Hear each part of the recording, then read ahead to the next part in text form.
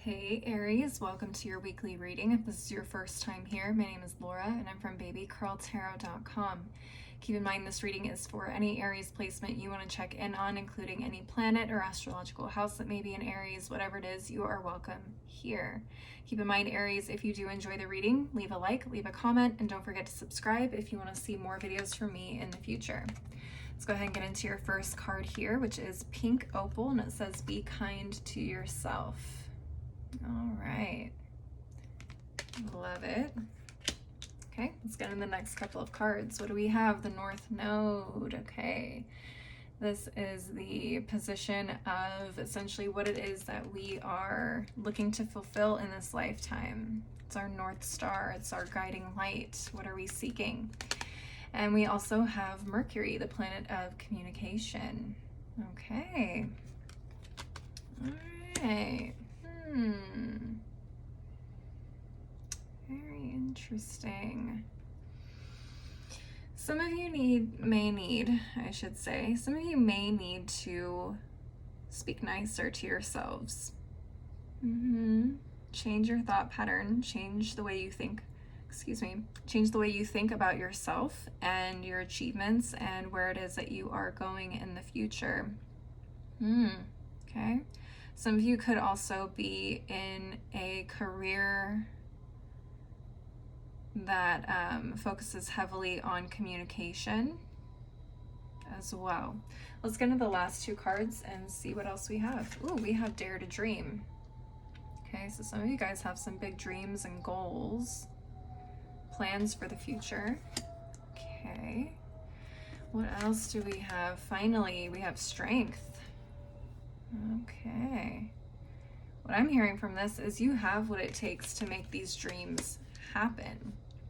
Okay, so don't talk yourself out of that dream that you have, especially if you share with other people and they try to say things that make you feel like it's not possible, or they try to bring you back to reality.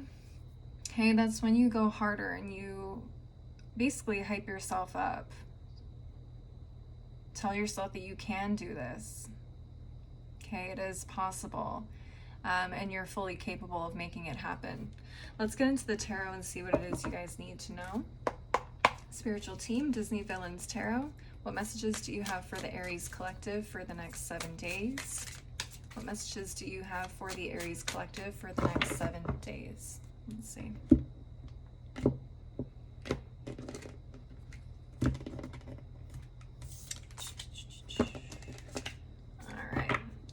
What do we have? Three of Wands reversed, Hierophant reversed, Wheel of Fortune reversed, Ace of Swords, Justice reversed, and at the bottom of the deck we have the King of Coins reversed, Six of Wands, Ace of Cups reversed, the Moon, and Temperance reversed. Interesting. All right, let's get into it here.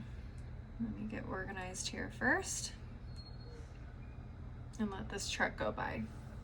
First thing I heard, Aries, was speak your dreams into existence with the Ace of Swords. The celestial bodies at play can't hear you if you don't say anything. So whether that's Creator, the moon, literally, your spiritual team, whoever it is that you pray to, work with on a spiritual level, they need to hear you speaking these things out loud, okay? Reminding yourself, reminding the universe what it is that you want, what it is that you envision for the future. Another thing I heard too with these cards was you need to be aware of the things that you can't see, okay? That could be affecting what it is that you are manifesting or attracting in this life, okay? So with the Moon and the Ace of Swords, I'm definitely hearing your thoughts, your mindset can be just as great of a detriment as is a flood, okay? Aries, definitely take a look at where Taurus falls in your astrological chart, definitely which house falls into Taurus, because I just realized the North Node is currently in Taurus, And we have the Hierophant here in the reverse. Whatever Taurus may rule for you in your chart could be where this reading is going to resonate for you most, whether this is career, family, love, what else? Health, could be a number of things. I'm seeing more career just because I do have the King of Coins here in the reverse. But essentially what I'm seeing is that some of you guys have been going through a period of not only wanting more, but realizing that what you're doing is not really working out the best. It's time to try something new. It's time to be different and do something new. The Wheel of Fortune reverse definitely talks about some sort of downswing, some sort of potential loss or slowdown in your progress of some kind. With the Ace of Cups reversed here, this could have been a new opportunity, something like love, sure. Could also have to do with something that you love to do, whether that is creative projects, work projects. But ultimately what Spirit is telling me is that, this may be hard to understand, but Spirit is saying right now the way that you have been doing things is not conducive to the way the universe wants you to progress and proceed, okay? You're gonna have to step a little bit outside of the box here. And there's probably some things you need to let go of and change in terms of how you view that goal or have viewed it or gone about it in the past, okay? So since we have the North Node here, I can't have the North Node without talking about the South Node. The South Node is currently in Scorpio, the complete opposite sign of Taurus. Take a look at where Scorpio is in your chart and take a look at what that potentially could mean for you. The South Node indicates things we need to let go of, things we need to shift and change in order for us to achieve what it is that we are moving towards, okay? So let's just say Taurus rules your career, work, and financial life, right? In order for you to achieve what it is that you need to achieve, you may have to let go of, let's see, what's opposite of that?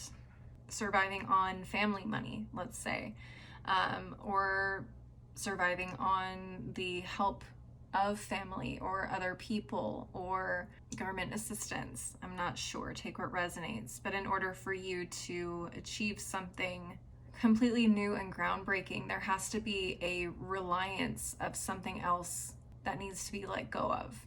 I hope that makes sense.